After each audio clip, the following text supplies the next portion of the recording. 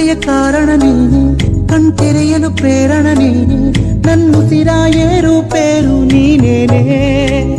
ನೋವಲ್ಲಿಯೂ ನೆಮ್ಮದಿ ನೀನೆ, ಸೋತಾಗ ಶಕ್ತಿಯು ನೀನೆ, ನನ್ನಿಷ್ಟ ಬರವು ಹಠವು ನೀನೇನೆ.